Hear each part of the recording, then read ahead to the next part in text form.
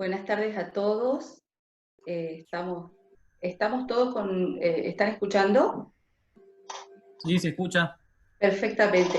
Bueno, bienvenido, doctor Carlos Toselli. ¿Cómo le va? Buenas tardes. Doctor, acá lo ve el Tardes. doctor Nicholson también, un gusto. Bueno, muy bienvenidos a todos los participantes a esta tarde para poder aprovechar una nueva propuesta académica esta tarde en la Asociación de Abogados Laboralistas de la mano del doctor Carlos Alberto Toselli, quien de manera siempre solidaria ha participado en estos espacios. El doctor Carlos Toselli, me voy a permitir hacer una breve presentación, es doctor en Derecho, disertante en diversos congresos, profesor universitario a nivel de grado y de posgrado en la Cátedra de Derecho Laboral y de la Seguridad Social de la Universidad Nacional de Córdoba. Asimismo fue ex vocal de Cámara Única del Trabajo de Córdoba y autor de diversas publicaciones del todo importantes en el fuero del derecho laboral y la seguridad social, y esta tarde está acá solidariamente para colaborar reflexiones nuevas relacionadas con el tema de la ley de riesgos del trabajo y el COVID-19. Siendo esta una breve presentación, para aprovecharse más el tiempo que tenemos, cedo la palabra al doctor Carlos Toselli. Buenas tardes, doctor. Bueno, buen placer estar buenas ustedes con la Asociación Tucumana de Abogados Laboralistas. Agradezco a Sandra y a Luisa por sus gestiones y todo el trabajo que se han tomado para que pueda disertar esta tarde. Y bueno, el tema que convoca hoy es el asunto del COVID-19 y cómo ello va a impactar en el modelo de riesgos de trabajo. Hago esta primera salvedad porque me voy a centrar sobre el esquema de riesgo de trabajo con su normativa, más allá de que luego probablemente en algunos casos lleguemos a la conclusión de que tendremos que salirnos del sistema de riesgo e ir por la vía del derecho civil y la reparación integral, o bien por la vía del artículo 75 de la Ley de Contratos de Trabajo, pero que son respuestas diferentes de la respuesta que pretende el sistema de riesgo para el caso del COVID-19. Hago esta primera salvedad porque después vamos a ver que incluso han quedado algunos aspectos ahora con el tema del DISPO, con el tema de aquellas actividades que no son esenciales pero sí están exceptuadas, que tampoco tienen regulación acorde a los tiempos que estamos viviendo. O sea, hoy tenemos una mixtura de distintos supuestos, donde claramente los únicos que están bien cubiertos, relativamente bien cubiertos, son los trabajadores de la salud. Para el resto vamos a tener un abanico de posibilidades que vamos a tener que ir viendo en cada caso. Pero bueno, primero diríamos que antes de entrar a las resoluciones que nos vienen a cuento referido al COVID-19, debemos marcar que la primera norma que de alguna manera se vincula con el tema de riesgos del trabajo viene a ser la resolución 21 de la Superintendencia, resolución conjunta de la Superintendencia de Trabajo y Ministerio de Trabajo, que a tenor de la resolución 202 del Ministerio de Trabajo, Empleo y Seguridad Social, que estableció la posibilidad del trabajo a domicilio, trabajo remoto, home office, como a ustedes les guste más la denominación, dentro del marco del deber de buena fe, estableció pautas de funcionamiento. Primer dato que hay que tener en cuenta es que esas pautas de funcionamiento para ese trabajo a domicilio no es teletrabajo, ni se rige por las disposiciones del teletrabajo en materia de riesgos laborales. ¿Qué quiere decir esto? Que no hay ninguna obligación para los empleadores de entregar la silla ergonómica, de entregar el matafuego, de verificar las instalaciones eléctricas del ambiente, de abonar el servicio de Internet, que es uno de los requisitos en el teletrabajo regulado por la superintendencia, y tampoco, bueno, entregar el manual de buenas prácticas y de higiene y seguridad en el trabajo.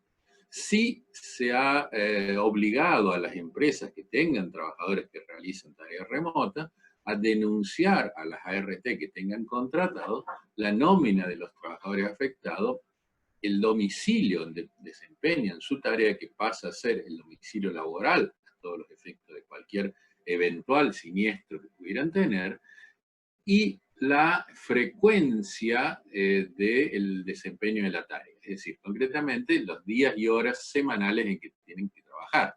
Es decir, si yo estoy trabajando, me levanto de mi silla porque quiero ir a buscar un té y me caigo en ese momento, es accidente laboral. Está cubierto porque mi lugar de trabajo es el lugar donde se desarrolla esa tarea. Ahora, si estoy fuera del horario de trabajo y tengo esa misma caída, ya no, porque no estoy en el cumplimiento de tareas. Por supuesto que son temas que pueden tener cierta sutileza, pero en principio, digamos, para ponerlo muy, muy a lo grande, esa sería un poco la regla. Bueno, con respecto entonces, tenemos que tener presente que por el DNU 297 y sus respectivas ampliaciones, se dispuso la abstención de prestar tareas de manera forzada, actualmente en algunas regiones del país, concretamente en el Ambo, en el Gran Resistencia y algunas ciudades de la provincia de Río Negro. Esto se va a mantener hasta el 17 de julio, que son para todas aquellas actividades que no sean consideradas esenciales, al igual que aquellas otras que estén especialmente habilitados y donde no se haya vuelto a esa fase 1. Hay que tener en cuenta que no puede ser considerado personal esencial las mujeres embarazadas, los mayores de 60 años, ni los que conforman grupos de riesgo. Hago una aclaración respecto a los mayores de 60 años, que sí pueden ser considerados trabajadores esenciales en el área de la salud, en la medida que no tengan otra comorbilidad u otro tipo de inmunodeficiencia. Estos trabajadores tienen derecho al goce íntegro de sus haberes habituales y deben liquidarse conforme a lo que perciban al momento de la interrupción del servicio. También hay una resolución de hace escasos días, que es la resolución conjunta 3, entre el Ministerio de Trabajo y el Ministerio de la Mujer, Género y Diversidad, que amplió la cuestión para los padres monoparentales, o sea, para las situaciones de hogar monoparental, con atención de niños menores de 6 años, en los cuales hay esta abstención de prestar tareas, incluso del teletrabajo. O sea, no están obligados a realizar tareas de teletrabajo si tienen niños menores de 6 años. Y si tienen niños de entre 6 y 12 años, personas discapacitadas a cargo, tienen derecho a 2 pausas en jornada, sin que esto pueda afectar ni su remuneración ni ningún otro tipo de cuestión con el tema laboral. Un punto interesante fue que el DNU 297, que estableciera el ASPO, incluyó entre aquellos que están con abstención de prestar tarea a las personas que se desempeñaran en forma continua bajo figuras no dependientes tales como locación-servicio, locaciones de obra, becas, pasantías y residencias médicas. Yo entiendo que no hay ninguna discusión que también debieran incluirse todos los monotributistas que facturen mensualmente sumas idénticas o similares, que abarca concretamente los profesionales de la salud, y por supuesto todos los trabajadores de delivery, aunque estos ya claro que son los que más tareas han estado prestando. Bueno, antes de entrar al DNU 367, que es el que va a tocar este tema, yo tengo un trabajito que he hecho sobre este particular que lo llamo la cuarta contingencia. ¿Por qué? Porque sostengo, o creo, que en la ley existen 3 contingencias claramente determinadas. En primer lugar, todo lo que tiene que ver con accidente de trabajo, con las 2 subcategorías, o sea, aquel ocurrido por el hecho o en ocasión de prestar sus tareas remuneradas, y el que se origina en el trayecto para ir o regresar del trabajo con las particularidades que tiene el itinerario. Luego tenemos las enfermedades profesionales, como segunda contingencia, que serían las que exigen la verificación de esta triple columna: daño físico o psíquico, agente causal y actividad con idoneidad para ser responsable en la causación del daño.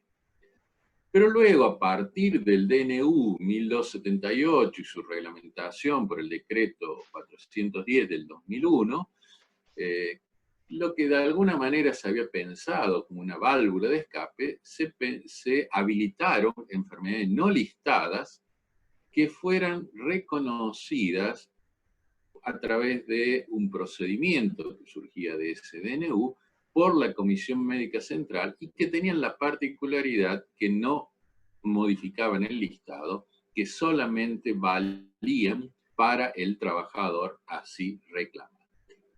Este trámite de las enfermedades no listadas debe ser realizado en comisión médica local. Digo porque sé que Tucumán no ha adherido al sistema de la 27348. Sin embargo, ya van a ver que en este tema, si quieren recibir por lo menos las prestaciones en especie, no les va a quedar otra alternativa que realizar, al menos si las quieren recibir ahora, si no, las tendrán que monetizar en un eventual juicio que puedan realizar. Pero caso contrario, si ustedes quieren una recepción inmediata de esas prestaciones prestaciones en especie producto del COVID-19, tendrán que realizar el trámite, que podrá ser el trámite del decreto del DNU 367, o el trámite de enfermedades no listadas para todos aquellos trabajadores que se hubieran contagiado a partir de que Tucumán entró en el DISPO. O sea, en el distanciamiento social preventivo obligatorio, salvo que sean de la salud, vuelvo a hacer esta aclaración. Si no son trabajadores de la salud, a partir del momento que Tucumán sale del ASPO y entra al DISPO, no rige más el DNU 367, con lo cual el procedimiento para obtener que las ART le cubran las prestaciones en especie y las prestaciones de ILT va a ser el procedimiento establecido por la resolución 899/17, es decir, ante la comisión médica local, con lo cual tienen que presentar una serie de documentación.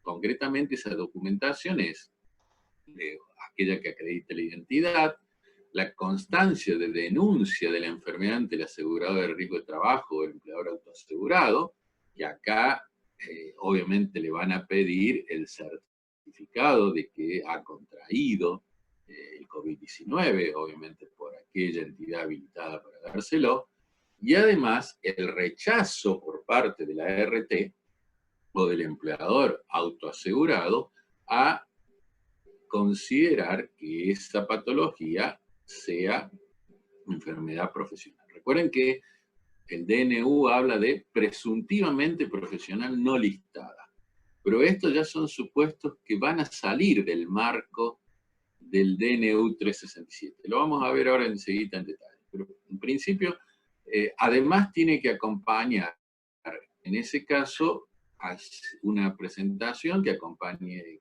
que contenga el diagnóstico, la argumentación y constancia sobre la patología denunciada, y sobre todo la exposición a los agentes de riesgo presentes en el trabajo respectivo, con exclusión de la influencia de otros factores, ya sea atribuibles al trabajador o ajenos al trabajo. Eso puede ser estudios complementarios sobre el diagnóstico de la enfermedad o descripción de los agentes de riesgo que puede haber estado expuesto el trabajador. Ahora sí, vamos a ir entonces al DNU 367. ¿Qué es lo que estableció este DNU?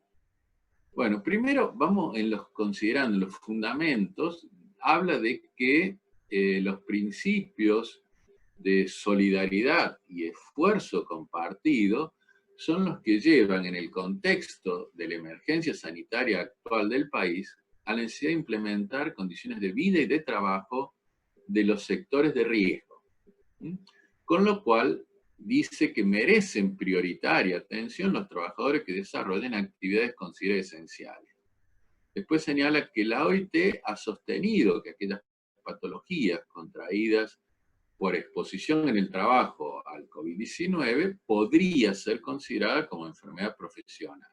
Fíjese que luego agrega que países como España, Uruguay y Colombia han considerado que esta afección producida por la exposición de los trabajadores al coronavirus reviste carácter de enfermedad profesional. Uno, si siguiera la hilación discursiva de los fundamentos del DNU, diría, bueno, ya está, ya la tenemos como enfermedad profesional.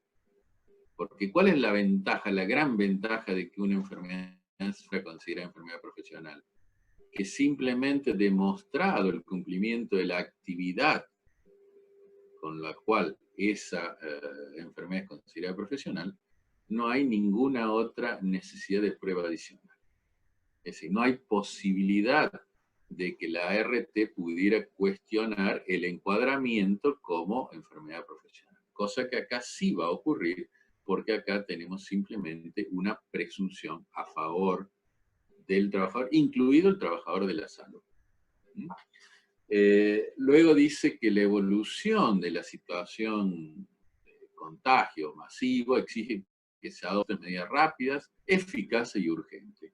Después vamos a ver que no son tan rápidas ni tan urgentes y veremos si son eficaces.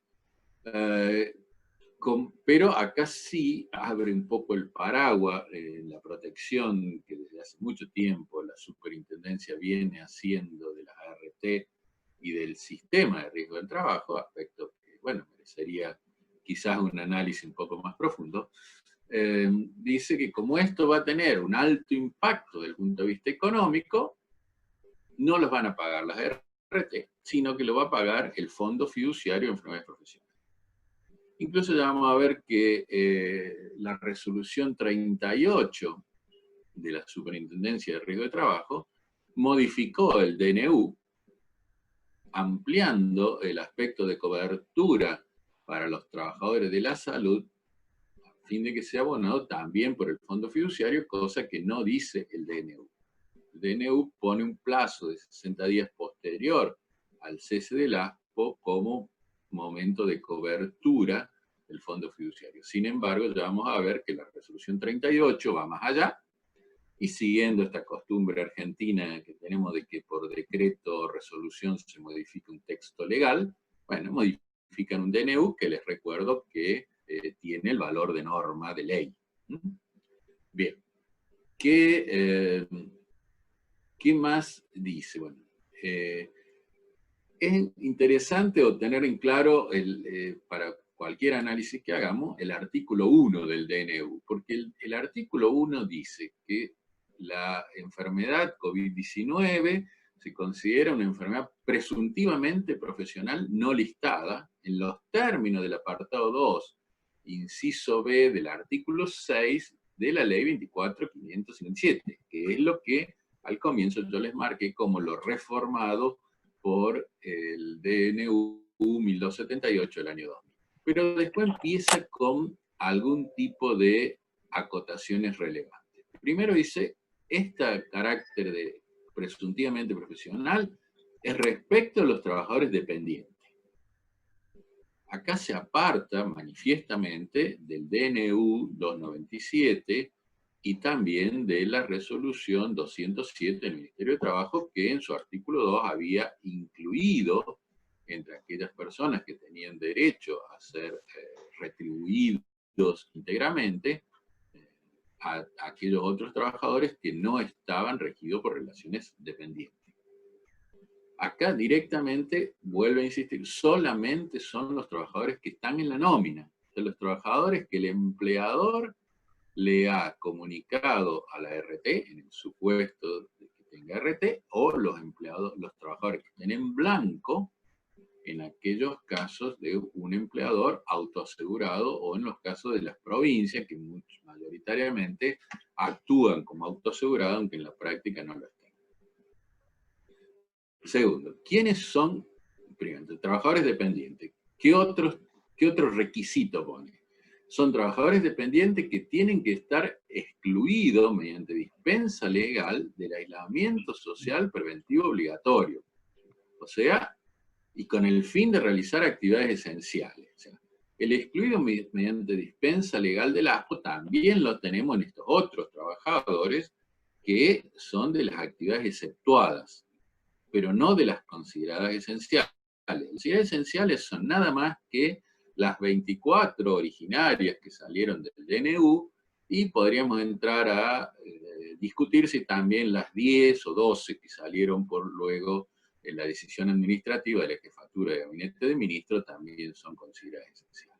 El resto no es esencial, salvo que se haya ido declarando. Por ejemplo, hace pocos días se ha declarado que la actividad de comisión médica reviste carácter de servicio esencial. Bueno, ahí entonces, si hay esta definición, claramente entraría en este tema. Pero además dice que todo esto que estamos señalando rige mientras esté vigente la medida del aislamiento. No es la medida del dispo, no es el distanciamiento, es el aislamiento, salvo para los trabajadores del sector salud, que ellos tienen un régimen diferenciado. Acá es lo que yo señalo de que si se le hubiera considerado enfermedad profesional listada, por lo menos para el sector salud, lo único que debería demostrar el trabajador es que cumplió las tareas en dicho sector, sin que la ART estuviera habilitada para discutir la causalidad, porque ya es admitida de iure por el listado previsto. Acá en Córdoba se dio el caso la otra vez que vino un jugador, Sarabia, que el jugador que era de Belgrano, de Córdoba, y que vive en una localidad muy pequeña en el norte, y que fue a esa localidad.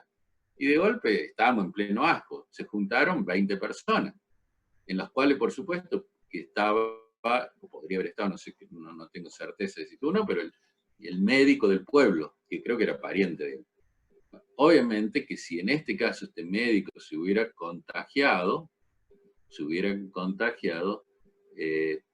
la ART podría discutir que violó el ASPO y participó en una reunión no habilitada, con lo cual podría sostener su imposibilidad o, digamos, la exclusión del resarcimiento de dicha patología.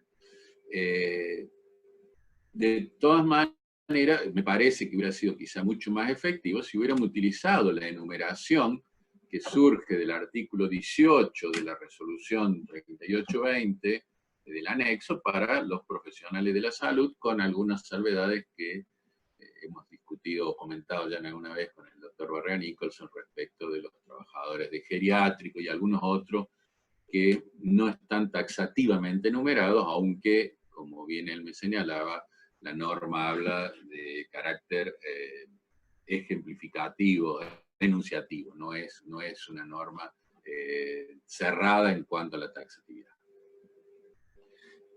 Las ART dice que no pueden rechazar la cobertura del COVID-19 y debe brindar las prestaciones. ¿Desde cuándo no pueden rechazar la cobertura? ¿Desde que yo tengo la fiebre? Digamos, si yo voy hoy a un supermercado y afuera está el guardia con la pistolita y me da que tengo 39 de fiebre, ¿a partir de ahí tengo la cobertura? No, en realidad la cobertura la tengo desde que me hacen el hisopado, se manda el hisopado al Registro Federal de Establecimientos de Salud y vuelve confirmado que tengo COVID. ¿Cuánto demora eso? No lo sé, pero me parece que son como 3 o 4 días. Y por supuesto que únicamente con este esquema del DNU 367 refiere a prestaciones en especie, como serían respiradores, gasto de internación, aquella medicación que sea necesaria. En los casos de fallecimiento, los gastos del servicio funerario, conforme al artículo 20, inciso E de la ley de riesgo, y a las prestaciones dinerarias de la ILT, porque ahí se agota la posibilidad de reconocimiento de las ART. Para que la obligación sea tal, el trabajador o derecho habiente dice deben haber acompañado el estudio de diagnóstico de la entidad sanitaria, incluida en el REFE, con resultado positivo de COVID-19. Y acá este es el punto que genera más discusión, porque en realidad el DNU lo que ha hecho fue modificar la 24557 para esta patología.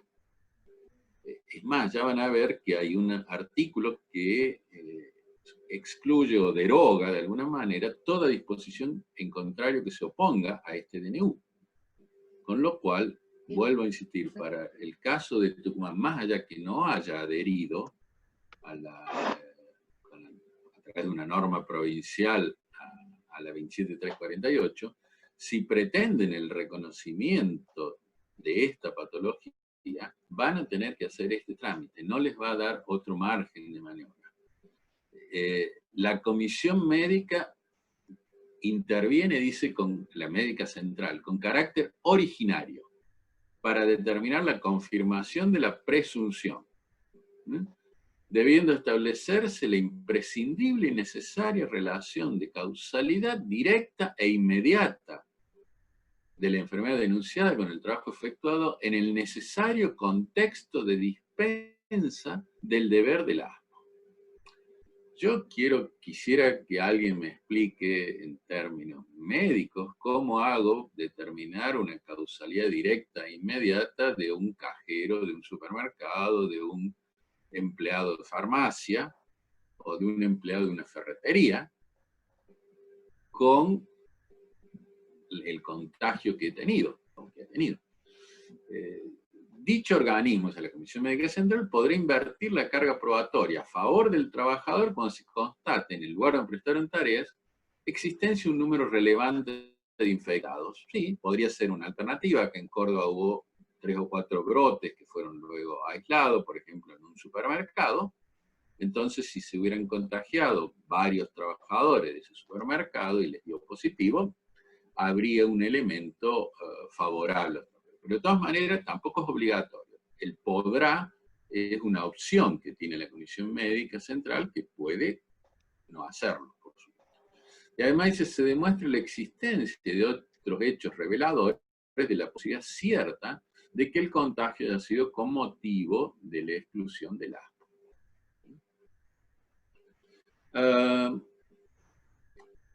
Acá hay que tener en cuenta, primero, que los trabajadores no excluidos del ASPO, o sea, aquellos trabajadores que no debían prestar tareas y que lo estuvieran haciendo, no tienen ningún tipo de cobertura sistémica.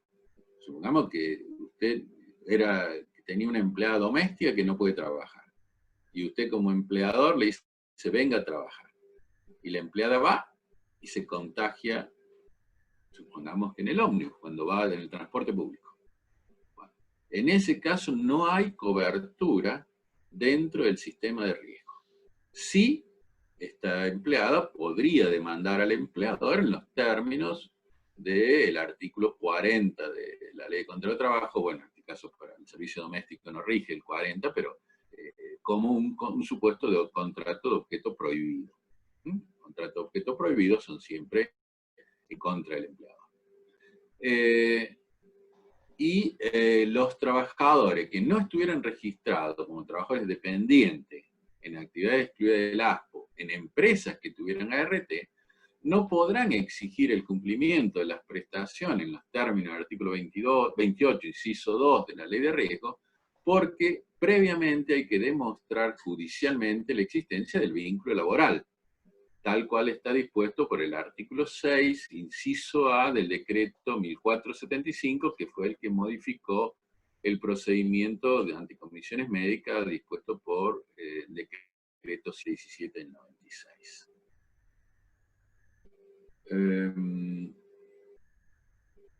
el caso de los trabajadores de la salud, aquí sí hay que señalar que conforme al DNU 367, se considerará que el contagio guarda relación directa e inmediata con la tarea efectuada, pero, como les dije antes, le corresponde a la ART la posibilidad de producir prueba en contrario. Y esto es importante señalar que esta presunción se va a mantener hasta 60 días después de concluida la emergencia sanitaria que hoy por hoy concluiría el 11 de marzo del 2021, con lo cual la protección se extendería hasta las 24 horas del 10 de mayo del 2021, salvo prórroga que pudiera ser dictada si la situación sanitaria sigue complicada. Acá es lo que decía, el DNU señalaba que hasta los 60 días de cesado el ASPO, las prestaciones tanto en especie como las dinerarias eran reintegradas a través del Fondo Fiduciario de Enfermedad Profesional, pero luego esto fue, como les dije, fue modificado y ampliado para el sector salud hasta los 60 días culminada la emergencia sanitaria por el artículo 19 de la resolución 38. Vencidos estos términos, en principio es la RT la que debe hacerse cargo de los gastos. Lo cual, vuelvo a señalar que para mí determina que difícilmente alguna RT tenga pensado hacerse cargo de algo que tenga que ver con el COVID-19. Ni a hablar de los efectos posteriores al COVID-19. Porque no está previsto que haya efectos posteriores. Cuando usted me dice, ni desde el punto de vista respiratorio, que es uno de los problemas que puede darse, alguien que haya estado necesitando un respirador que quede de alguna manera con algún problema permanente en las vías respiratorias, ni con lo que se llama el estrés postraumático de alguien que ha estado al borde de la muerte y que afortunadamente, por la razón médica que sea, logró sobrellevar la enfermedad y salir. Esto no está previsto, no está pensado y no lo van a pagar, claro. Al menos desde el punto de vista administrativo. Serán todos temas para discutirlos a nivel judicial.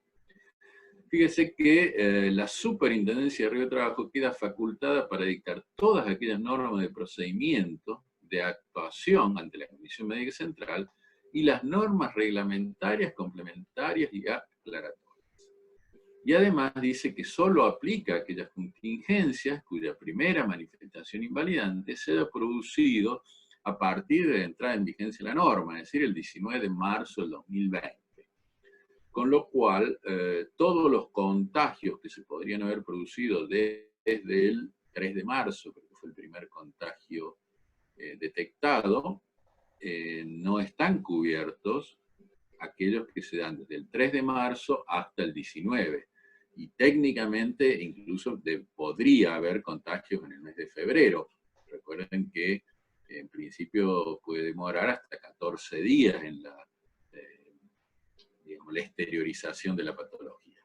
Con lo cual, si hubiera contingencias anteriores, deben realizar el trámite prescrito por el DNU 1278, tal cual yo le dije con que va a acontecer con la situación originada por el DISPO.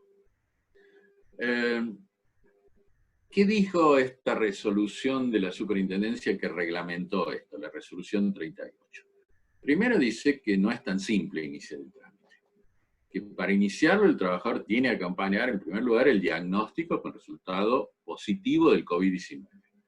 Debe acompañar una descripción del puesto de trabajo, funciones, actividades o tareas desarrolladas y jornadas cumplidas durante la dispensa del ASPO, que puede ser distinta de la que venía cumpliendo con anterioridad. Recuerden que durante la situación del ASPO, los trabajadores esenciales, los empleadores de actividades esenciales están facultados a realizar cambios de tareas sin que en principio el trabajador pueda denunciar ejercicio abusivo del ius variandi, salvo que efectivamente haya un abuso muy notorio. Además tiene que haber la constancia del empleador de que ese trabajador debía realizar tareas esenciales y que tenía el certificado único de habilitación de circulación con sus datos personales y los del establecimiento. Recibida la presentación, vuelvo a decir, se presenta en la Comisión Médica Jurisdiccional, dice la ley, local, digo yo, bueno, la local, la que ustedes tienen ahí, el Departamento de Atención al Público y Gestión de Reclamo tiene 48 horas para decir si hay algún tipo de observación. Si no lo hace, se admite la denuncia. Nada más que esto, se admite la denuncia. O sea, lo que hay es un plazo para cuestionar cuestiones aspectos formales. Y lo que dice es que rige el principio de informalidad a favor del administrado. Es decir, si algo no se ha presentado en el papel correcto, bueno, podría ser que lo admitan, no obstante que no sea el formulario adecuado.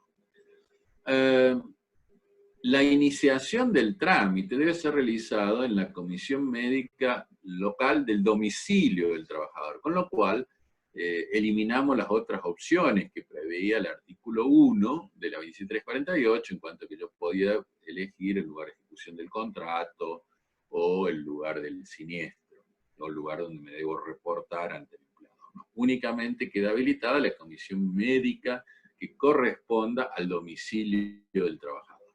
Tiene que ir con patrocinio letrado obligatorio y debe contener los datos como la descripción del puesto de trabajo, el fundamento del nexo de causalidad directa e inmediata, ¿no? Que es un fundamento médico. DNI del trabajador, DNI matrícula de su abogado, la historia clínica del COVID-19, en el caso que este trabajador hubiera recibido atención médica de la obra social o de algún prestador, ya sea público o privado, la constancia de alta otorgada por la RT o el empleador autoasegurado, porque hasta ese momento está percibiendo la ILT, y toda otra documentación de la que intente valerse para acreditar la invocada relación de causalidad.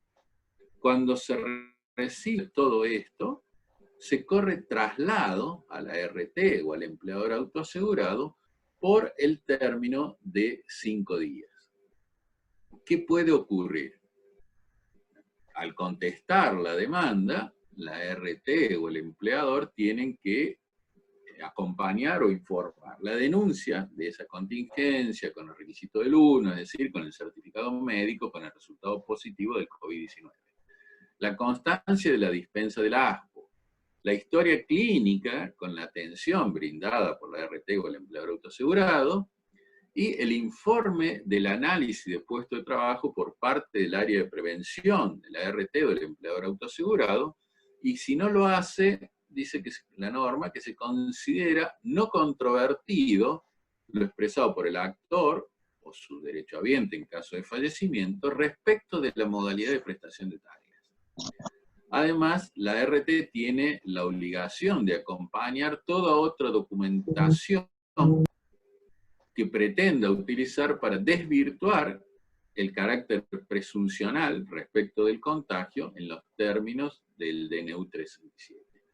Pero fíjese que acá modifica el concepto de silencio que nosotros tenemos en la resolución 717 y en el decreto 1475, de que el silencio es aceptación del siniestro. No, acá el silencio de la RT o el empleador autoasegurado, lo único que origina es la prosecución del trabajo. No tiene ninguna consecuencia presuncional a favor del trabajador. Recibida la respuesta de la RT o del empleador autoasegurado, vencido el plazo por silencio, concluye la actuación de la Comisión Médica Local y eleva la actuación a la Comisión Médica Central. Y esto es lo que yo les marcaba anteriormente, que dice que la Comisión Médica Central ejerce la potestad jurisdiccional de naturaleza originaria, a fin de corroborar la causalidad entre el COVID-19 y la ejecución del contrato en el contexto del ASPO. Y dice, no se le realiza examen físico al trabajador reclamante. ¿Por qué? Ustedes dirán, bueno, porque ya está aprobado el contagio con el certificado médico. Sí, está aprobado el contagio con el certificado médico, pero no está aprobado las consecuencias post-contagio. Eso es lo que se va a demostrar con la revisación médica. Si yo estoy hablando del estrés postraumático, necesariamente voy a tener que tener un análisis psicológico. Si yo estoy hablando de un daño permanente en las vías respiratorias, y tendré que conseguir un experto en vías respiratorias que me pueda dar una opinión fundada. Acá, insisto, está previsto nada más que aquella persona que tuvo COVID-19, si sobrevivió, es como que no está previsto nada más. El tema es para aquellos que han fallecido, y lamentablemente en ese caso sí, los causavientes podrán discutir ese tema.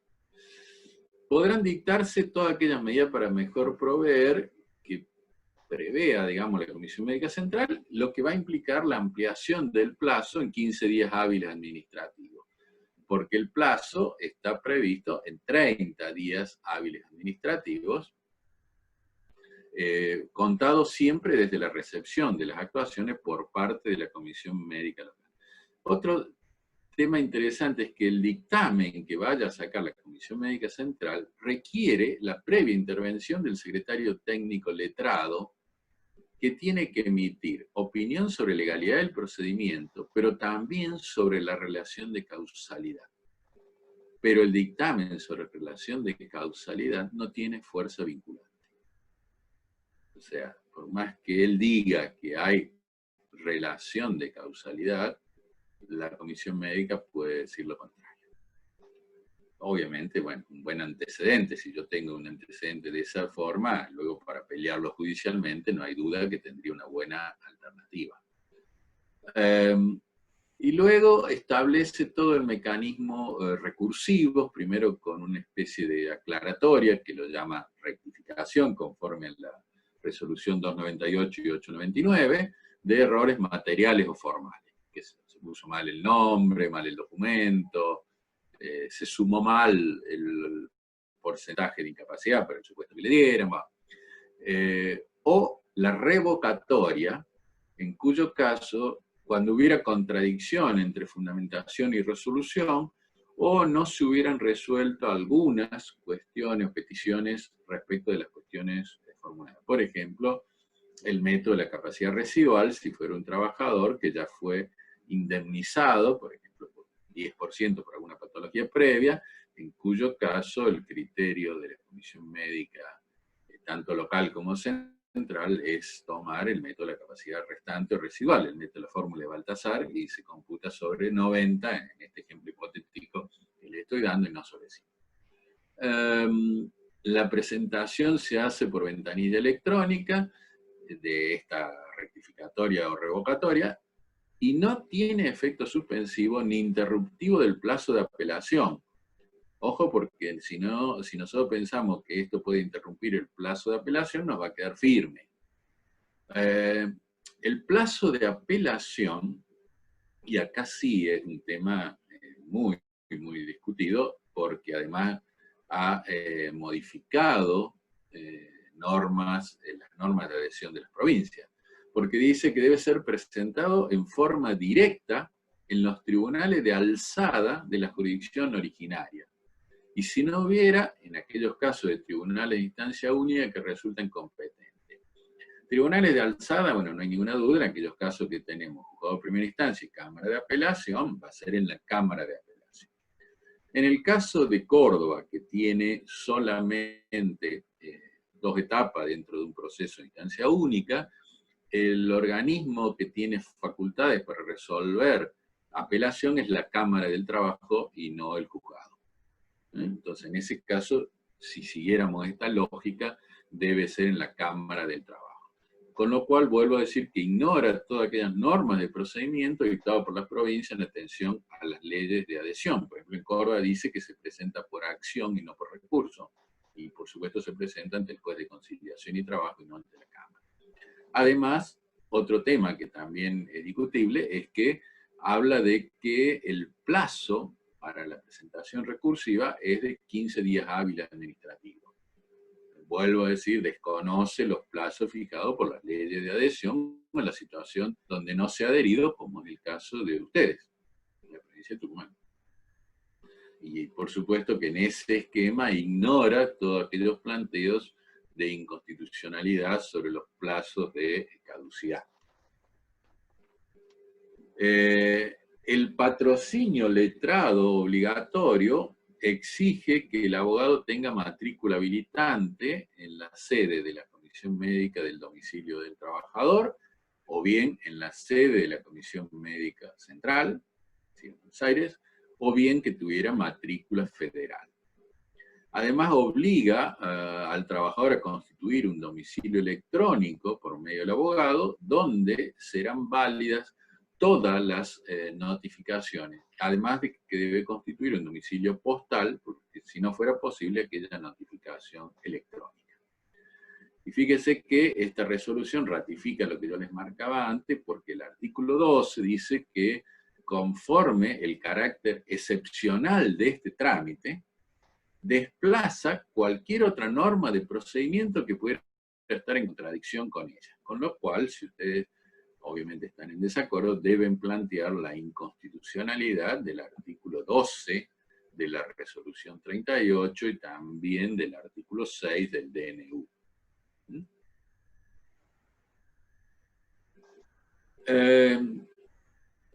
La resolución 40 de la superintendencia estableció la posibilidad de presentar trámites a través de lo que se llama trámites a distancia del sistema de gestión documental electrónica para tres posibles supuestos. Uno es la determinación justamente del carácter profesional del COVID-19, la otra es la divergencia en las prestaciones y la otra es la divergencia en el alta médica.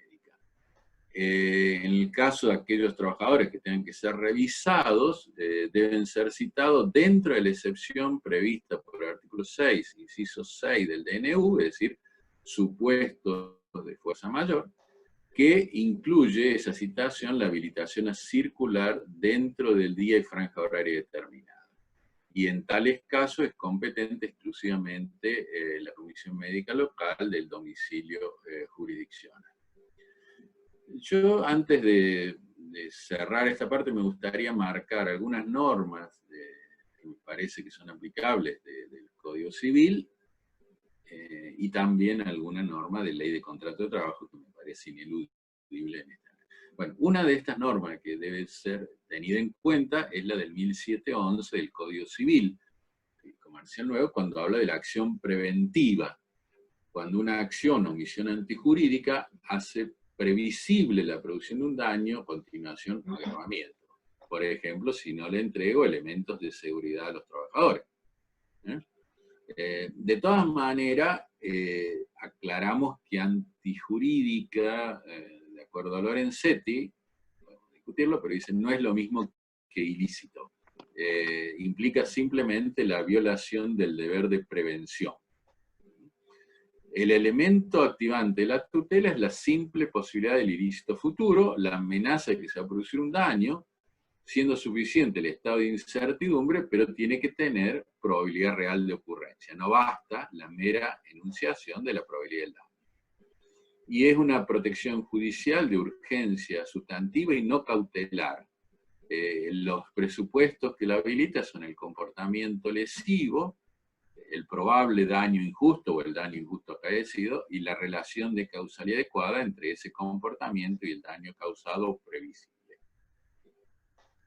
Pero también tenemos la tutela preventiva del 1032 del Código Civil, que, a diferencia de la del 1711, no requiere el reconocimiento judicial. Y en los hechos es la exception non impletis contractus del antiguo artículo 1204 del Código Velezano, que conforma la excepción de cumplimiento de tareas frente al incumplimiento de las obligaciones de higiene y seguridad del trabajo. Además, se puede ejercer de manera automática, más allá de la denuncia ante la autoridad administrativa de aplicación, y genera el derecho al pago de salarios. Y también tenemos en este contexto o en este combo de normas de protección de parte de higiene y seguridad del trabajador, el deber de seguridad del artículo 75 de la Ley de Contrato de Trabajo, en cuanto que el empleador debe hacer observar las pautas y limitaciones a la duración del trabajo estipulado por ley y normas reglamentarias, adoptando todas aquellas medidas que según el tipo de trabajo sean, la experiencia y la técnica sean las necesarias para poder tutelar la integridad psicofísica de los trabajadores, debiéndose evitar todos aquellos efectos dañinos o perniciosos de tareas penosas, riesgosas, o determinantes de vejez o agotamiento prematuro, o del hecho de trabajar en ambientes insalubres o ruidosos. Además que el empleador está obligado a observar todas aquellas disposiciones legales y reglamentarias pertinentes sobre higiene y seguridad en el trabajo. Y acá en esto lo dice expresamente que el trabajador podrá rehusar la prestación de trabajo sin que ello le ocasione pérdida o disminución de remuneración si el mismo le fuera exigido en transgresión a esas condiciones. Debe existir un peligro inminente de daño, o bien que se hubiera configurado el incumplimiento de esta obligación de seguridad mediante la constitución en mora. Y lo mismo si la autoridad administrativa laboral lo hubiera emplazado a adoptar medidas para evitar la insalubridad, o ya hubiera declarado la insalubridad del lugar y el empleador no realizara todos aquellos trabajos o proporcionara los elementos que la autoridad requiere. En cuanto a la función preventiva del daño, la legitimación activa la tenemos por el lado de los trabajadores, también los sindicatos, los parientes, los cónyuges, los convivientes, pueden plantearlo también las obras sociales y prepagas, las ART, incluso los sujetos que se benefician directamente con la prestación del trabajador potencialmente dañado, porque si ese trabajador puede resultar dañado, puede haber una acción de responsabilidad solidaria contra ese sujeto que se beneficia directamente. Y además está previsto que lo puede plantear también el Defensor del Pueblo y las ONG, o las asociaciones legalmente reconocidas, de conformidad a lo previsto por el artículo 43 de la Constitución Nacional. Algunos casos jurisprudenciales conforme al 1713, donde se ha ejercido esta medida. Bueno, tenemos el caso de Cáceres Carolina contra Gobierno de la Ciudad de Buenos Aires y Provincia RT. Era una enfermera que se desempeñaba en consultorios externos, donde en la parte del Hospital General de Agudos, donde que ya había habido al momento de la presentación caso de coronavirus.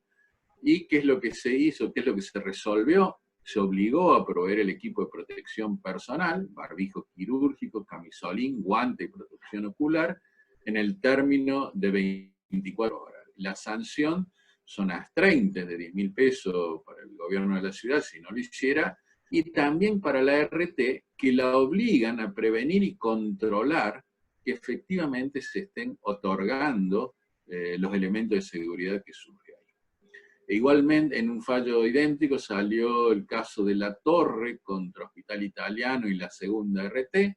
Era un empleado en recepción y admisión de pacientes. Estos dos fallos fueron dictados por la jueza de feria, la doctora Romero. El caso de Correa Rebeca, que también es un fallo de principios de abril, del 13 de abril, se ordenó a la demandada también que adoptara todas las medidas necesarias para prevenir el contagio, con la proporción de todos los elementos de seguridad, y era una enfermera en el Hospital General de Agudos, Carlos Durán. Igual sentido en el caso anterior, que provincia tiene que controlar y supervisar que el empleador esté llevando adelante sus tareas con todas las cuestiones de seguridad. Y el último de los casos que les quiero mencionar, y con esto estaría justo en el término de la hora para poder empezar con las preguntas, es el caso de Moya contra también Gobierno de la Ciudad de Buenos Aires, del 16 de abril, que tiene la particularidad que fue una demanda de una acción cautelar autónoma colectiva. Es decir, fue presentada por enfermeros y auxiliares de enfermería del Hospital Ramos Mejía, y que se ordenó que se le entregaran todos los elementos de seguridad requeridos para todos los trabajadores de dicho hospital.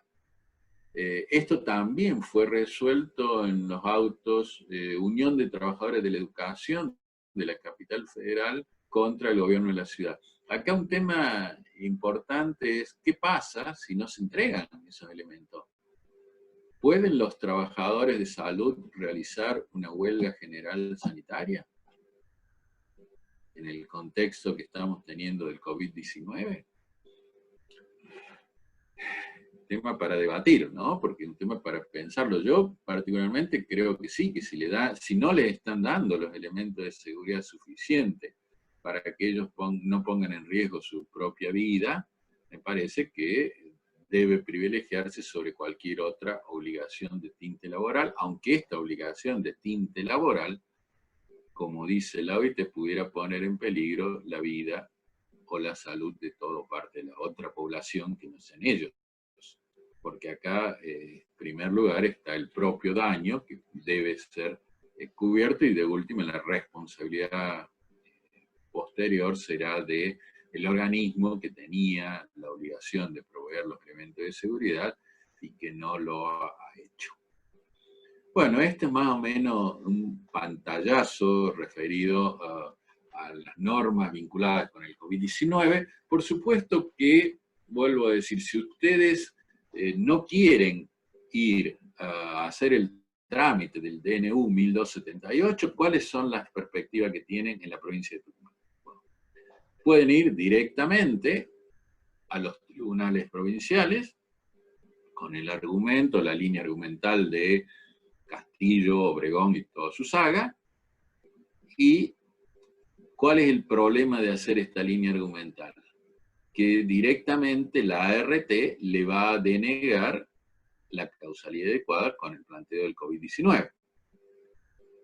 Y que la van a tener que demostrar en el juicio. ¿Qué implicará eso? Lo que les dije al comienzo, que no van a obtener en un primer momento las prestaciones en especie ni la ILT. Temas que tendrán que también incluir en el reclamo que le puedan hacer a la ART o al empleador autoasegurado. ¿En qué otra hipótesis van a poder ir directamente? Bueno, cuando en aquellos casos que dijimos corresponda a algunos de los trabajadores excluidos del artículo 1 del DNU 367, que tiene todas las restricciones que ya hemos marcado. A mí me preocupa mucho, y en eso me parece que la norma podría haber sido menos mezquina, la no inclusión de muchos trabajadores de la salud, porque por este artículo 1 todos los monotributistas, y puedo asegurar que en mi ciudad cerca de un 80% de los trabajadores que se desempeñan en ámbitos privados de la salud, revisten calidad de monotributista, no obtienen esa cobertura. Se podría haber puesto la misma norma que se puso para el artículo 2 de la resolución 207, que se incluía a todos aquellos trabajadores que prestaban tareas en forma permanente, continua, bajo relaciones laborales no dependientes. Si estamos hablando de que es una norma de excepción, no estamos diciendo que los transformamos sin prueba judicial en empleados dependientes, aunque la mayoría deberían serlo. No importa, estamos diciendo, es una norma de excepción, dentro de una, que ni siquiera las pagan las ART, la paga el Fondo Fiduciario de Enfermedades Profesionales.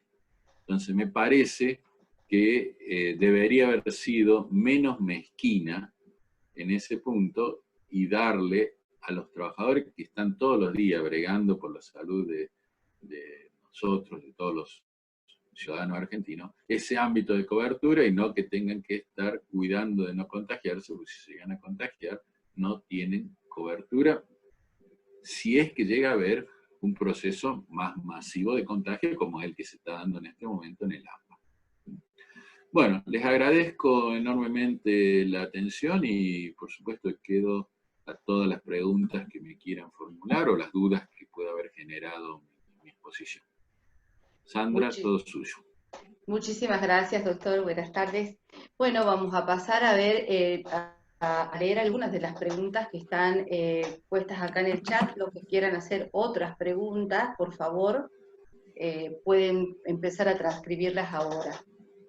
Acá el doctor Raúl Bonal hace una pregunta relacionada con las enfermedades no listadas y dice, ¿pueden transformar en listadas a estas enfermedades no listadas un médico legista? No. No, absolutamente no. De hecho, las únicas que se transformaron en listadas son cuando el Comité Consultivo Permanente del artículo 40 así las reconoce, como ocurrió con las varices, las hernias discales crurales y cervicales.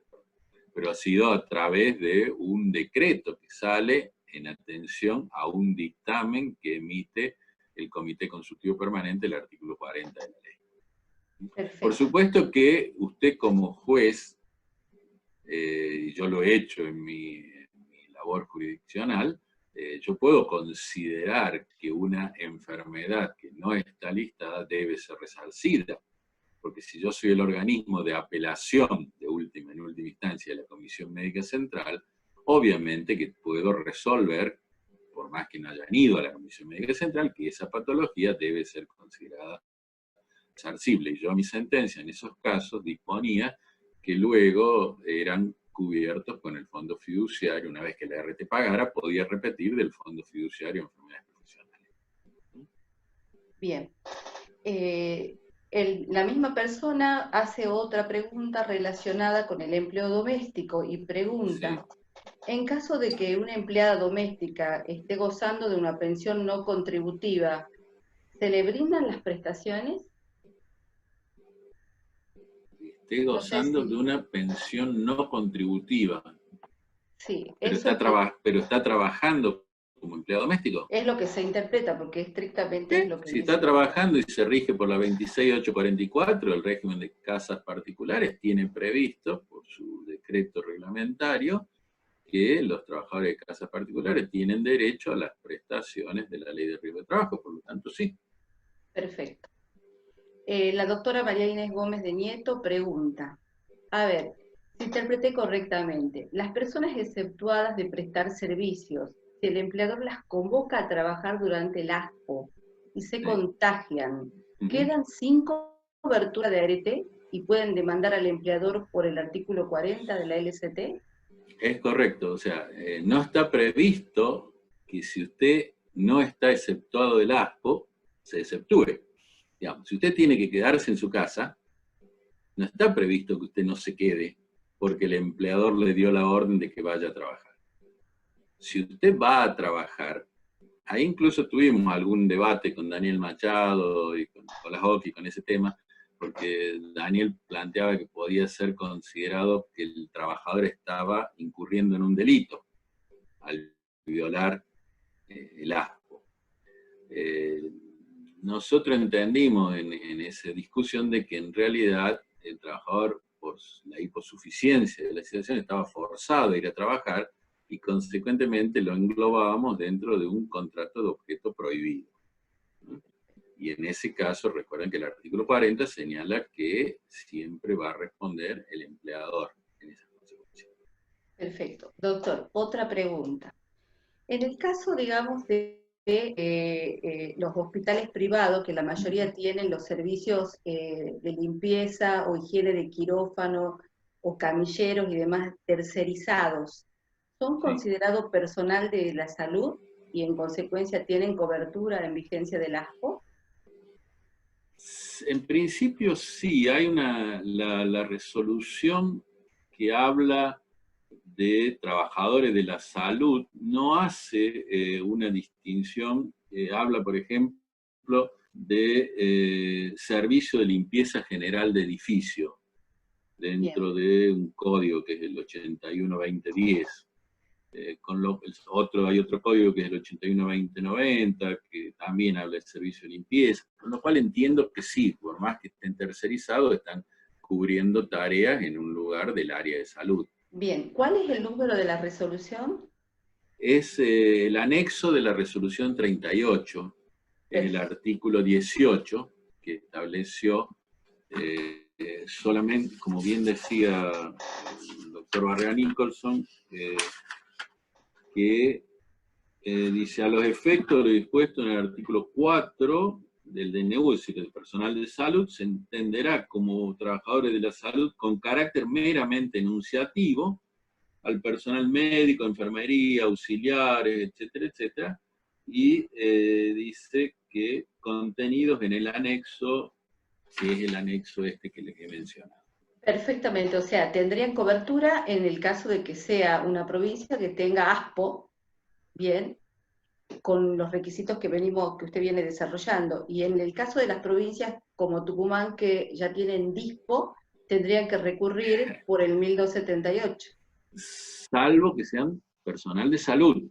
Personal de salud, más allá de que ya haya cesado el ASPO para Tucumán, no ha cesado la emergencia sanitaria en el país, y ello se extiende hasta 60 días de concluida la emergencia sanitaria en el país, que dijimos que era, si no recuerdo mal, el 10 de mayo del 2021, los 60 días posteriores. Perfecto, doctor. Otra pregunta. Sí. No está definido si el COVID deja secuelas. No. Hay un diputado en España que tuvo trombosis en las piernas cuando ya no era positivo. ¿Qué pasará con todas estas secuelas que se desconocen y los plazos de cobertura? ¿Tiene alguna opinión? Yo creo que van a ser todos litigios, no veo salidas, porque la ART ni la Comisión Médica Central lo van a reconocer. Salvo, vuelvo a decir, que sea un personal de salud. En las otras hipótesis, cualquier otro tipo de labor, directamente le van a negar la causalidad directa e inmediata, como dice la norma. Y por lo tanto, ante la negativa de ello, en los casos de provincias que tienen ya adhesión a la ley 27348, con eso se considera agotada la vía administrativa y con eso pueden iniciar acción judicial. En caso de ustedes que no tienen vía administrativa todavía, pueden ir directamente a la judicial. Perfecto. El doctor Gonzalo de Foronda pregunta, si un trabajador no dispensado por ley va a trabajar y le firma una dispensa de responsabilidad al empleador respecto de la posibilidad de contraer el COVID, ¿tiene algún valor? No, ninguno. ¿O es nula por contravenir el ASPO? Es totalmente nula, sí, no hay ninguna posibilidad de que yo pueda violar la ley en ese sentido, no hay ninguna alternativa. Perfecto. Acá el doctor Raúl Bonal hace una aclaración con relación a la pregunta que hizo del servicio doméstico. Sí. Él dice, sí, pero al estar en negro me refería que gozando de pensión no contributiva, si se le brindan prestaciones asistenciales. Si está en negro, no va a tener ART, pero eso no quita la responsabilidad del empleador de casas particulares. Bien. Simplemente no hay ART, porque usted cuando hace el aporte para el régimen simplificado de casas particulares, creo que ahora se llama de otra manera, usted aporta para el sistema previsional y aporta para la ART si la tiene en blanco. Entonces, si no la tiene en blanco, obviamente no hay ningún aporte que vaya a hacer y por lo tanto la responsabilidad es directa del empleador de casas particulares. Bien. Acá una pregunta del médico, el doctor Héctor Raúl Figueroa pregunta. ¿Cómo hacer para que se sancionen a las ART que dieron alta prematura, no dieron tratamiento quirúrgico pedido por traumatólogo prestador de esa ART? Pregunto, esto en el convencimiento que a través de las comisiones médicas solo se puede lograr que se dé el tratamiento, pero no lo que dañaron al trabajador y siguen haciéndolo con otros trabajadores. Sí, el tema es bastante complicado ese porque, está bien, usted a la RT puede denunciarla ante la superintendencia si le dio mal tipo de tratamiento. Incluso en Córdoba hay algún fallo confirmado por el Superior Tribunal de Justicia donde se condena a la RT por mala praxis dentro de un juicio laboral. Por mala praxis directa e indirecta. Mala praxis directa de su prestador, mala praxis indirecta de la entidad médica contratada para continuar con la curación de este trabajador que resultó severamente dañado. Ahora, el problema es que el trabajador que se enferma o accidente no tiene opción de elegir el prestador médico. Entonces, usted no le puede gustar o puede saber que no es buen prestador médico y sin embargo no tiene, en principio, no tiene alternativas más que aceptar ese prestador médico. Entonces, ahí es donde veo que hay un problema del sistema, que es un poco quizá la pregunta que hacía el doctor. Es decir, ¿qué pasa si alguien viene dando mala atención, no es un buen profesional de ese tema, y yo tengo un siniestro? Y bueno, tendré que hacer, si yo no quiero ese profesional, tengo que hacer todo un planteo, porque si no, además, ojo, que si yo no recibo las prestaciones en especie, la RT, con audiencia en la Comisión Médica Local, puede suspenderme las prestaciones dinerarias. Ojo con ese tema. Bien, bien. Acá hace una acotación el doctor Nicholson con relación a la pregunta de la doctora y dice, la trombosis podría llegar a ser considerada una ocurrencia y en tal carácter debe ser reconocida por la ART. No lo hacen.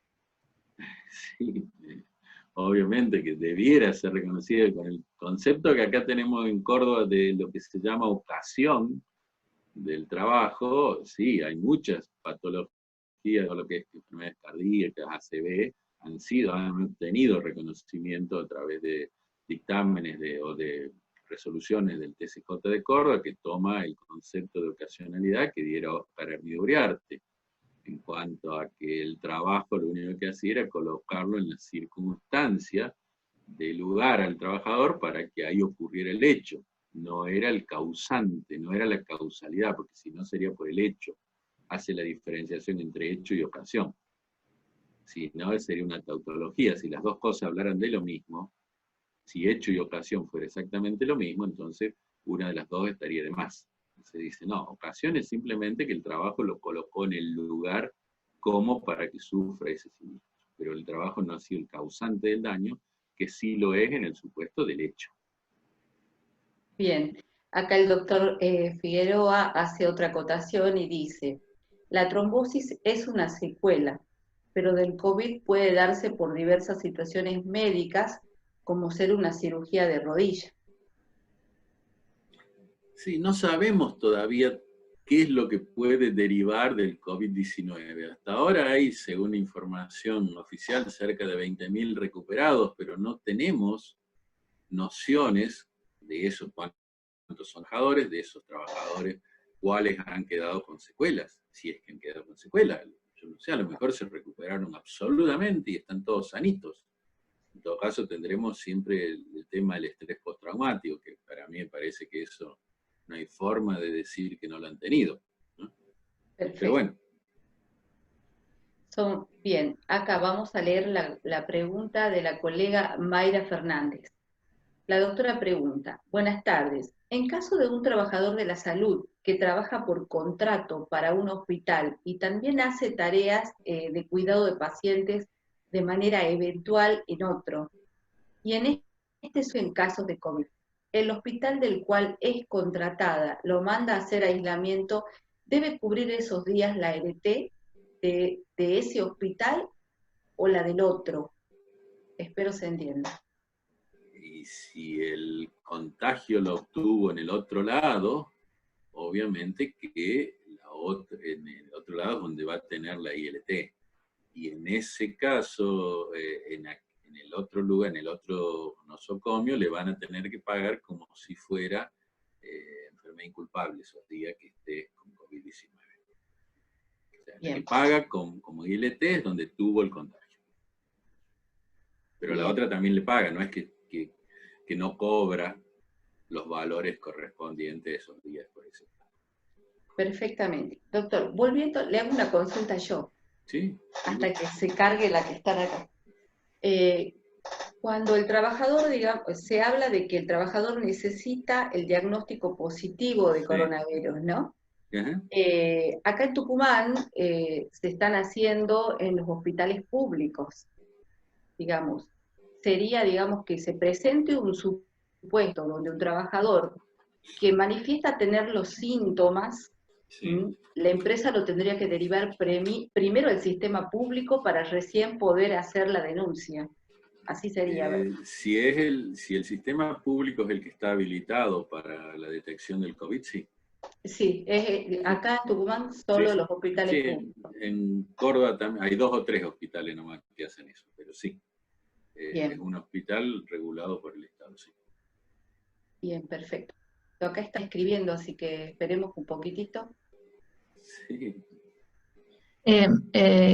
Sandra, hay un tema que ahí está la doctora Piñeiro que me lo está planteando, que lo estábamos hablando por privado, y bueno, creo que ahí cuando comenzó, Carlos mencionó una resolución, que es la resolución sobre las licencias, que en sí. realidad, como dice Tony, que recién lo charlamos también por privado, esa resolución en realidad no se terminó publicando en el boletín oficial, porque tengo entendido que hubo presiones por parte de los empresarios y que no llegó, digamos, como a hacerse efectiva, digamos, no está vigente, digamos, en ¿Cuál, la realidad. 3? Sí, la La 3, resolución. sí, sí, sí, es como que, bueno,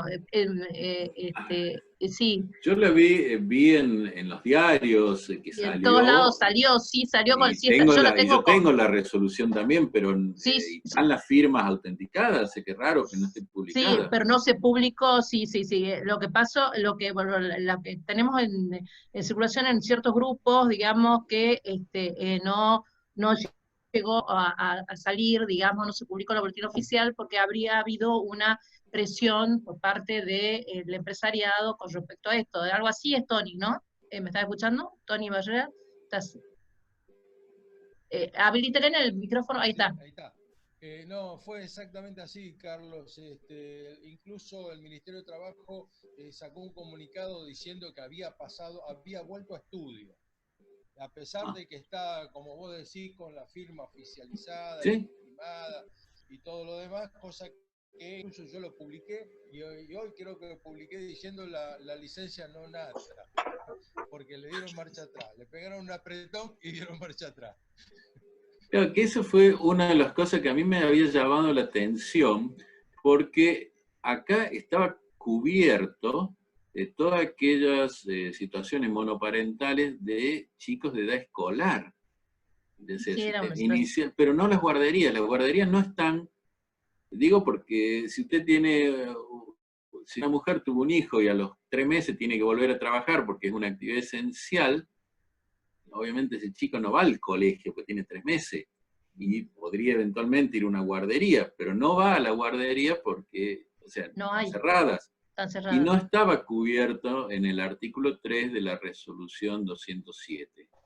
Por eso esta norma sí le daba la cobertura que no tenía y además saneaba la cuestión salarial, que era otro tema que la resolución 207 en el artículo 3 parecería indicar que no era con goce de salario, o por lo menos no lo indicaba expresamente, que originó otra discusión, más allá de algún fallo que sí ya se lo ha reconocido. Sí, en realidad una serie de normas que están vigentes para el ASPO y que ¿Sí? nosotros estamos en otra situación, Claro. En principio habrían caído, pero bueno, la vez pasada sí que hubo una charla, creo que bueno, en tu ciudad de Córdoba, y que Claudia Salvatierra le preguntó a Topet, que es el asesor del Ministerio de Trabajo, le preguntó ahí en vivo, digamos, qué pasaba con estas situaciones que no estaban, que bueno, en las provincias que estamos en dispo. Y bueno, le dijo, la verdad que no sé, bueno, digamos que en realidad me parece que está legislando con un criterio poco federal en alguna medida, porque no están previendo que el virus, o sea, digamos, estamos volviendo a eso de que el país continúa después de la General Paz, digamos, entonces esa situación no la están teniendo en cuenta, digamos. Claro, pero incluso... Creo que, bueno, hay un problema, yo me imagino que están con toda la cuestión bueno, la crisis sanitaria supera muchos aspectos, pero digamos que ahí me parece que tendría que prestar atención Moroni, digamos. Sí, incluso por el tema también de las actividades exceptuadas no esenciales. Claro, Así es, Son exactamente. las claro. que ya por el decreto, el 355, ya estableció una serie de actividades exceptuadas, pero que no eran de actividades consideradas esenciales. Porque además, convengamos, la esencialidad es muy relativa. O sea, se hizo una lista y quedaron algunas actividades esenciales. Algunas yo podría discutir, por decirle, la que más generó algún tipo de comentario, la ferretería. ¿Cuál es la razón que en una ferretería sea una actividad esencial? No sé, qué sé yo, ponerle que como esa hay varias otras.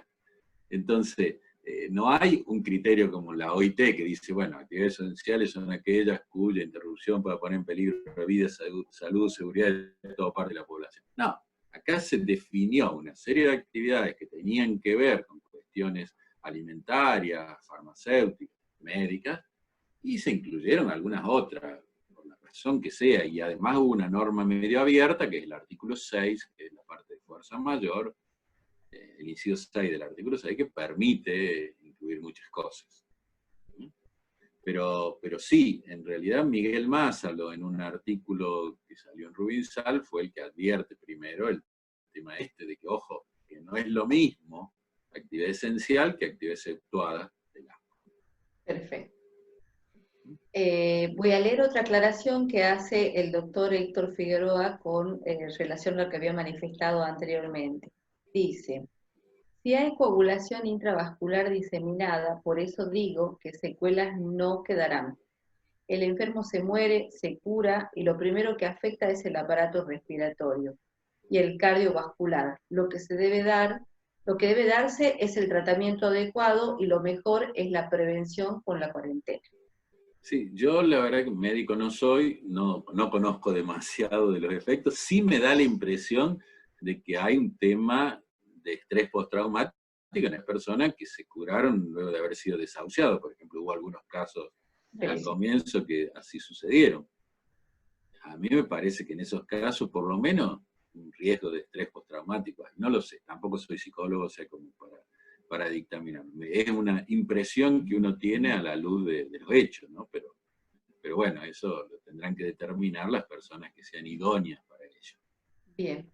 Acá opina la doctora Marina López y dice, con relación al tema que estaban hablando antes de esta aclaración de las dispensas, de hecho hubo un antecedente en Cava con respecto a una profesional de la salud que constituía familia monoparental, si hay un pago. Y el gobierno de la ciudad la obligaba a reintegrarse a sus tareas por ser personal esencial. Sí, es un fallo que se pronunció con una cuestión de género, me parece incluso, ahí, porque era madre de un hijo discapacitado, una cuestión así. Sí, hay algunos precedentes. Hay otro también que se dispuso el tema del pago del salario en esos casos, donde le daban la licencia pero no le querían pagar el salario. Bueno, directamente dijo que se debía pagar la remuneración. Sí, hay alguna línea jurisprudencial en ese. Bien, acá el doctor Raúl Bonal pregunta, en los daños por lesiones por el COVID-19, ¿cuánto es el tiempo que corre de traslado en el fuero laboral como en el fuero civil? Yo le puedo decir de Córdoba, pero en Córdoba tenemos una audiencia de conciliación, no tenemos traslado todavía. Si se refiere a lo procesal. Si se refiere a lo procesal de Tucumán, me van a tener 15 que auxiliar ustedes, yo no lo sé. 15 días es el traslado de demanda. Claro. Bien. Sí, se refiere al Código de Procedimiento Laboral. 15 días, acción ordinaria. Doctor. Sí, para la resolución 38 son 5 días el traslado, pero es solamente para habilitar la continuación del trámite, que es lo que dijimos hace un rato. Bien, está contestado. Sí, bueno, creo que, a ver, acá una pregunta más, doctor. ¿Qué hay de aquellas actividades que sin estar exceptuadas igualmente trabajan porque solo venden online, sin abrir sus locales ni violar el ASPO? Hay miles que hacen eso. De hecho, hoy uno puede comprar por internet lo que sea. Está bien, está exceptuada la actividad de donde proviene. Pero eso difícilmente vayan a considerar que usted se contagió por el trabajo. Difícilmente. Claro, si usted está en su casa, está haciendo la atención por internet, no está violando el ASPO, está en su casa, se quedó en casa, por ende no está violando el ASPO. Entonces no hay, en principio, riesgo de contagio por el hecho del trabajo, o la ocasión del trabajo. salvo que logre probar que cuando entregó la mercadería esa otra persona estaba infectada y lo contagió. Bueno, ya son hipótesis muy de laboratorio. Bien, creo que con esto damos por concluidas las preguntas. No sé, doctora, si querés hacer alguna otra acotación o podemos dar por cerrada el conversatorio. Bueno, sí, agradecerle a todos los presentes, agradecerle acá bueno, a los colegas, acá lo estoy viendo a César Becchetti, que también lo vamos a comprometer para otra charla. Está el doctor Iturraspe también, que también lo vamos a comprometer. Pancho, estás ahí, te veo, él no prende la cámara, es muy conocido acá en Tucumán, viene muy a menudo. Así que bueno, bueno, aquí estamos. Sí, Hola, Tony y Pancho. Salo, sí. Hola. Así que bueno, bueno, agradecemos a todos los que han estado presentes en esta sala virtual, y bueno, vamos a seguir en nuestra tarea de traer estas actividades, estos conversatorios, para que, bueno, podamos ampliar nuestros conocimientos. Agradecemos al doctor Toselli, a la doctora Sandra González y a todos los presentes por esta charla y la coordinación también de Sandra. Muchas gracias. Muchas Bueno, gracias, a todos. doctor. Muchas gracias a todos. Gracias, Gracias, doctor. Pancho, gracias. Muchas gracias a todos ustedes, a Saludos. los amigos que están ahí, que hacen esos aplausos, así que les agradezco enormemente. Seguimos en contacto y ya, como dije en alguna otra charla, ya llegará el momento de tomar un buen vino en los respectivos lugares donde uno está hablando ahora a la distancia. Y una empanada tucumana. Obviamente, Un buen obviamente, lo que sea, pero algo vamos a llevar y a deglutir. Bueno, muchas gracias de nuevo y a disposición. Gracias, doctor, muchas gracias. Felicitaciones, doctor Barrera. Gracias, Pancho. Chao. Bien, aquí estamos. Chao, hasta luego. Todavía estoy esperando tu invitación a Rosario, ¿eh? Bueno, ya, pero son invitaciones sin asado, che. Ya vamos a ver. No, Pero estamos en eso, Me preguntaste y qué sé yo, y después nunca más supe nada. No, pero ya vas a ver que te llega. Que va. Ahorita, ¿qué haces? Laura Sosa Plevani, hola. Hola, Laurita también. La cordobesa, ahí estamos todos, bueno. Bueno, nos vemos. Saludos, Chao. saludos. Hasta luego.